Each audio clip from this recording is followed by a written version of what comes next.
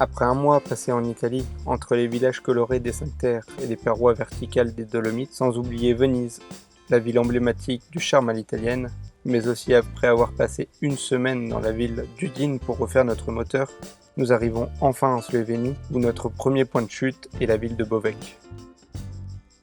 On vient de passer la frontière. Yes, c'est parti. Direction le parc national de Triglav pour faire quelques randos, escalade. Voilà, le bonheur quoi. Vous êtes pas bien là? Salut, nouvelle journée. Après avoir fait plusieurs recherches sur les randonnées en Slovénie, on a découvert des petites cabanes d'architectes.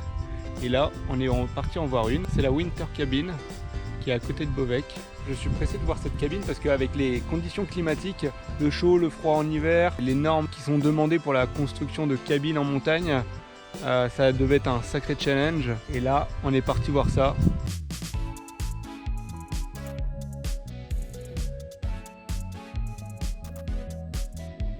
L'avantage de la montée, c'est qu'on est au frais dans les arbres. Au-dessus, il doit faire une trentaine de degrés au soleil. Alors on est bien content d'être à l'ombre. Après là-haut, il n'y a plus d'arbres, donc on va bien cramer. Mais là, pour l'instant, on profite. Ah, regarde! Wow. On arrive au pied de la paroi, c'est trop beau. C'est chouette, hein? C'est magnifique. Oh, c'est ouf! Juste là-bas, il y a un petit coin sans arbre. Ça doit être assez sympa pour dormir. Ah, j'avoue. Regarde, tu montes, bim, tu te fais ta petite tente là-bas. On vient de quitter la forêt. Et là, on est en train de marcher dans les hautes herbes. Quelque chose d'assez verdoyant. Verdoyant. Ouais, je l'ai dit. Il y a de l'air, heureusement, ça nous évite de subir un peu plus la chaleur. C'est limite si on voit Amélie dans les herbes. On prend de la hauteur, et justement avec la hauteur, on voit encore mieux la rivière du Soka, qui est juste en dessous. Et d'ailleurs, on va aller dans les gorges les prochains jours. Et en bas, Bovec. On s'arrête quand même un peu manger. Pour midi, on a prévu du taboulé. C'est pas mal ça. Petit tube, taboulé, une pomme, des biscuits. Et ensuite, direction le refuge, et juste là-bas. Ça c'est le refuge d'été, il doit y avoir le refuge d'hiver qui est juste à côté. On approche du sommet et on arrive dans ces paysages très minérales qu'il y a derrière moi. Il y a plusieurs fois qu'on tombe sur des trous, des crevasses à côté du chemin.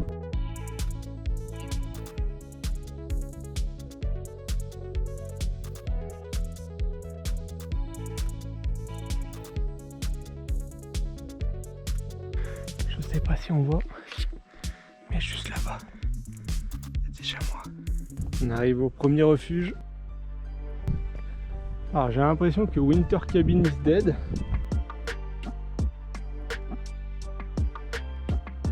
C'est un peu un échec. On avait prévu notre rando pour ça. On va devoir refaire une autre cabine. Car sinon, là, on va en direction. Il y a le trou percé qui est là-bas. Et il y a le sommet qui est juste à côté. On va aller faire un petit tour et après retour à la voiture.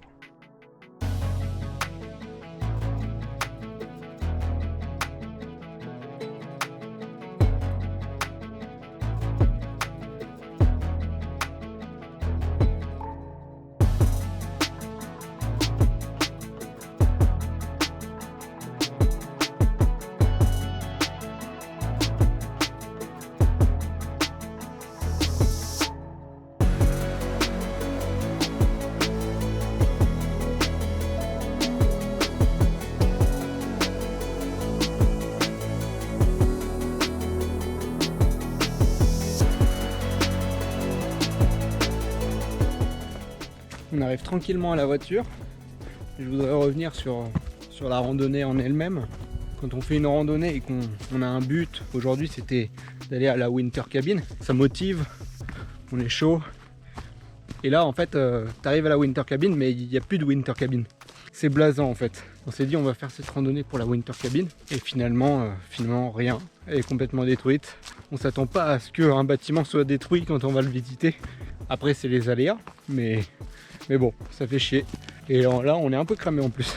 Dans les prochains jours normalement on va refaire encore des randonnées. On a vu des cabanes d'architectes qui sont encore posées en Slovénie.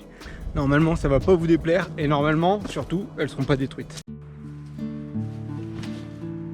Nouvelle journée, on a pris la direction d'un nouveau massif au nord de Ljubljana. On est arrivé dans un petit village au départ de la rando. Cette fois-ci, on va tenter de passer par 2 refuges.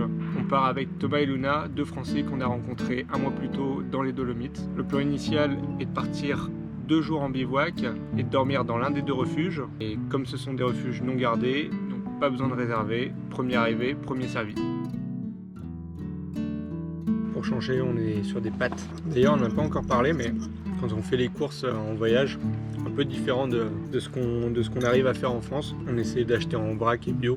Il y a quelques magasins bio, mais c'est un peu plus difficile de les trouver. Et il n'y en a pas dans toutes les villes surtout. On fait au plus simple. On arrive à quand même trouver du bio dans les magasins.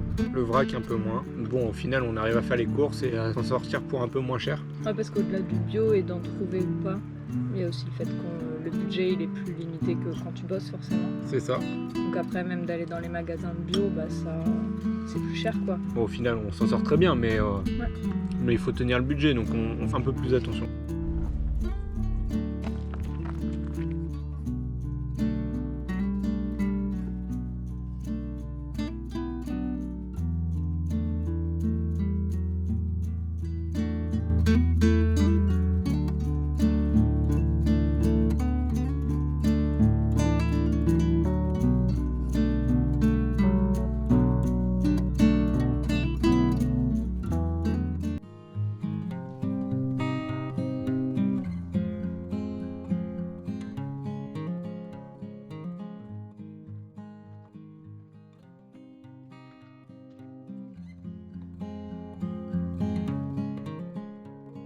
On vient d'enchaîner 2 heures de rando et là il fait une température de malade.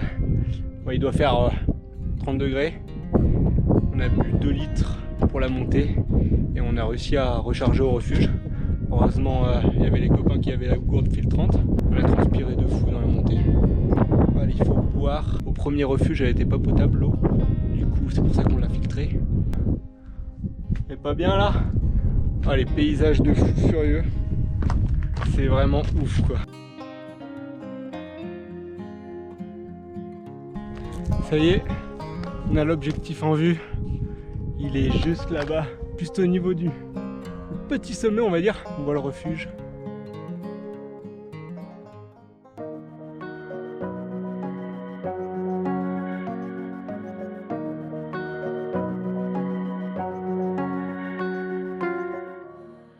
Ça y est, on est arrivé à notre objectif. C'est le refuge qui est là-bas, qui a été fait par un architecte. Et on a le refuge Potkudo qui est à 1h30 de marche de l'autre côté. Donc c'est un refuge qui a 8 places. À l'intérieur, il y a 3 étages avec des matelas pour chaque personne. Il y a une table avec de la nourriture, quelques provisions. Vous pouvez prendre vos duvets, mais il y a des couvertures. Nous, on a décidé de prendre juste les sacs à viande. Donc c'est juste un drap. Chacun ramène ses provisions et chacun repart d'ailleurs avec ses poubelles surtout. Des fois, quand tu vas dans des refuges un peu comme ça non gardés, les gens ils descendent même pas leurs poubelles, c'est abusé. On a la chance d'être dans un espace naturel comme celui-ci qui est assez préservé. Et en Slovénie, c'est vrai que ce que je disais, c'est que tout est payant, mais du coup tout est préservé, donc c'est un désavantage pour des gens qui ont un petit budget comme nous, mais en même temps c'est vrai que c'est peut-être la solution pour préserver la nature. On est à 1h30 du Grintovect.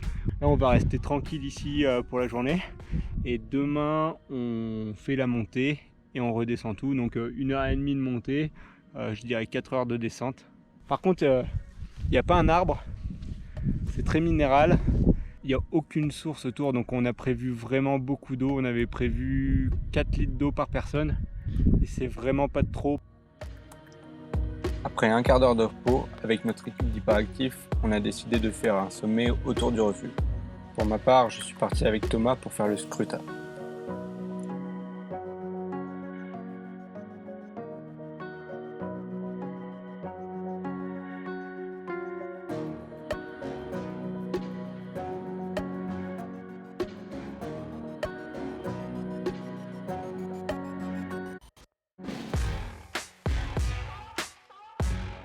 Et pendant ce temps-là, Amélie est partie jusqu'au Potskude.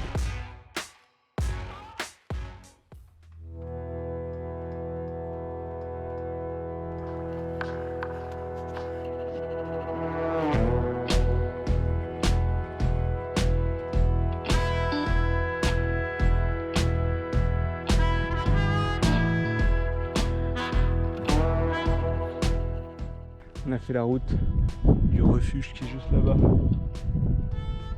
Et on voit tout le chemin tout le long. On a emprunté la crête et on est monté jusqu'au sommet. Grintovec, excellent. Voilà la fin de cette vidéo. Alors like, partage, abonne-toi. Allez, ciao.